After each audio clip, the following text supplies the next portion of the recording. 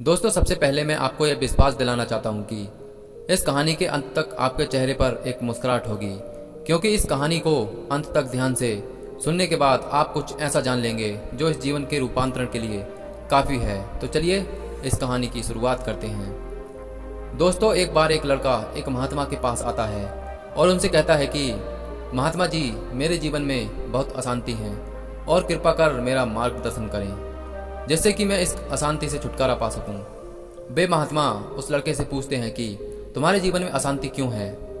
फिर वह लड़का उत्तर देता है, अत्यधिक विचारों के कारण मेरे भीतर बहुत सारे विचार चलते रहते हैं जिसके कारण मेरा मन अशांत रहता है। फिर वे महात्मा जी मुस्कुराते हैं और उस लड़के से कहते हैं कि ऊपर आकाश में देखो, क्या तुम्हें सूर्य दिख रहा है। वह लड़का ऊपर आकाश में देखता है और कहता है कि जी गुरुदेव, दिख रहा है। फिर वे महात्मा जी उस लड़के से पूछते हैं कि अगर तुम लगातार धूप में खड़े रहो तो क्या होगा। वो लड़का कहता है कि गर्मी लगेगी गुरुदेव और शरीर में बेचैनी पैदा हो जाएगी।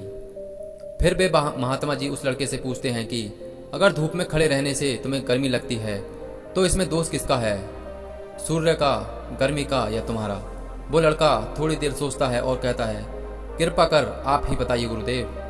वे महात्मा जी मुस्कुराते हैं और उस लड़के से कहते हैं कि सूर्य का काम है गर्मी देना और गर्मी का काम है गर्मी लगवाना। इसलिए दोस्त तुम्हारा है कि धूप में जाकर खड़े हुए हो।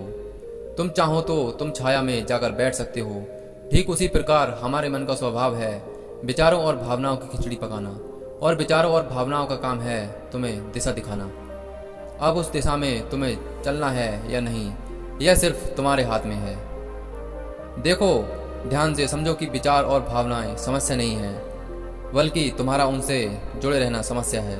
सोचो कि धूप में खड़े हो और तुम चाह रहे हो कि तुम्हें गर्मी न लगे। क्या यह संभव है?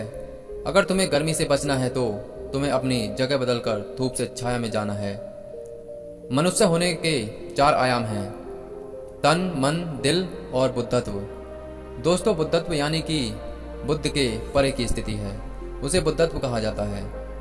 दूसरे और तीसरे आयामों में हमेशा उथल पुथल रहती है, यानी मन में विचार चलते रहते हैं और दिल में भावनाएं होती हैं, और ये दोनों ही आयाम बहुत ही शक्तिशाली हैं। विचार क्षणिक होते हैं और भावनाएं देर तक टिकती हैं।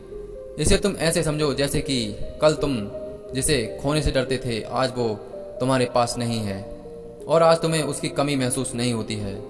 कुछ समय तक हुई थी लेकिन अब नहीं हो रही है, क्योंकि भावनाओं को अलग होने में थोड़ा समय लगता है। विचार तुरंत बदल जाते हैं, जैसे अभी तुम कुछ और सोच रहे थे और थोड़ी देर बाद कुछ और सोचने लग जाओगे। इन भावनाओं के कारण ही तुम्हें किसी से प्रेम हो जाता है और फिर वही प्रेम नफरत में बदल जाता है, मित्र ही शत्रु बन जाता है। उसके बाद वह लड़का उस महात्मा जी से कहता है कि फिर उपाय क्या है, अपने मन को शांत कैसे करें। फिर भी महात्मा जी उस लड़के से कहते हैं कि उपाय यह है तन के आयाम पर काम करना, और यह सबसे आसान तरीका है। शरीर के स्तर पर हमारी कर्मेंद्रियां हैं और ज्ञानेंद्रियां हैं। हमारी कर्मेंद्रिय कर्म से जुड़ी हुई हैं और हमारी ज्ञानेंद्रियां ज्ञान से जुड़ी हुई हैं। इनके प्रति हम अपनी संवेदनशीलता को बढ़ा सकते हैं, और इसका मतलब है कि इसके प्रति हम अपनी संवेदनशीलता को बढ़ा सकते हैं, और इसका यह कारण है कि हम जो भी कार्य करें उसे आनंद के साथ कर सकते हैं। जैसे अगर आप पानी पी रहे हो तो पूरी तरह से पानी ही पिए, यानी पानी पीने में अपना 100% दो। ऐसा करने से क्या होगा गुरुदेव? ऐसा करने से तुम मन और दिल के आयाम से हटकर शरीर का आयाम पर आ जाओगे, और यह बिल्कुल ऐसा है जैसे कि तुम धूप से हटकर छांव में आ गए। मन और हृदय के आयाम पर अपना काम चल रहा है, लेकिन तुम्हारी जागरूकता तन पर आ गई है। जैसे कि सुबह उठो तो सूरज की किरणों को महसूस करो और हवा को महसूस करो। आंखें बंद करके पक्षियों की आवाज़ें सुनो। लगातार तन के आयाम पर काम करने से तुम एक दिन हैरान हो जाओगे कि तुम पक्षियों की आवाज़ें तो कानों से सुन रहे हो, लेकिन तुम्हारा चित्त शांत हो रहा है। अपने चित्त पर कोई कार्य नहीं किया, लेकिन फिर भी वह शांत हो रहा है। इसलिए पहला उपाय यह है कि हर कार्य को तन के आयाम पर जागरूकता के साथ करना, और दूसरा उपाय है अपने भीतर के नाद यानी सुर को सुनो।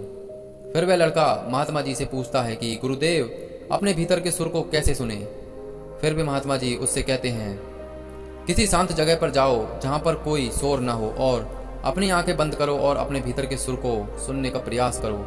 हैरानी की बात यह है कि वह सुर कभी भी बंद नहीं होता है और वह हमेशा बजता ही रहता है। फिर वह लड़का पूछता है कि तो फिर उस सुर को मैं अभी और इसी वक्त क्यों नहीं सुन सकता हूँ। वे महात्मा कहते हैं कि बाहर के शोर के कारण तुम उसे नहीं सुन पा रहे हो। अगर तुम अपने भीतर के सुर को अभी सुनना चाहते हो तो तुम्हें अपने दोस्तों हाथों से यानी दोनों हाथों से अपने कानों को बंद कर दो और सुनो। तुम देखोगे कि यह सुर बिना किसी यंत्र के बज रहा है और जब तुम इसे सुनोगे तो तुम अपने हृदय और मन से दूर हो जाओगे और तुम्हारा चित्त शांत होने लगेगा। एक बात हमेशा याद रखना कि मन सबसे ज़्यादा सक्रिय तभी होता है जब इसे तुम्हारे द्वारा ऊर्जा मिलती है। अगर तुम अपनी ऊर्जा को अपने तन को और अपने भीतर के सुर को सुनने पर लगाओगे तो तुम्हारा मन कैसे सक्रिय होगा। पर समस्या क्या है पता है तुम्हें? हम अपने विचारों से और अपनी भावनाओं से लड़ते हैं और इसी में ही अपनी ऊर्जा को खत्म कर देते हैं। फिर हमें हर बात की तरह हमें अशांति घेर लेती है। इसीलिए अपने मन को शांत करने के लिए ये दो काम करें। पहला, अपने मन के आयाम से हटकर तन के आयाम पर आ जाएं और दूसरा उपाय है अपने भीतर के सुर को सुने। दोस्तों, वह लड़का तो उन महात्मा की बातों को समझ जाता है, लेकिन क्या आप समझ पाए? यह हमें नीचे कमेंट बॉक्स के माध्यम से जरूर बताएं। दोस्तों, आज की यह कहानी आपको कैसी लगी और इस कहानी से आपको और क्या क्या सीखने को मिला, यह भी हमें कमेंट करके जरूर बताएं। साथ ही अगर आपको यह कहानी पसंद आई हो तो कहानी को पसंद जरूर करें, यानी कि लाइक जरूर करें। तो नमस्कार दोस्तों, तब तक के लिए मिलते हैं अगली कहानी में।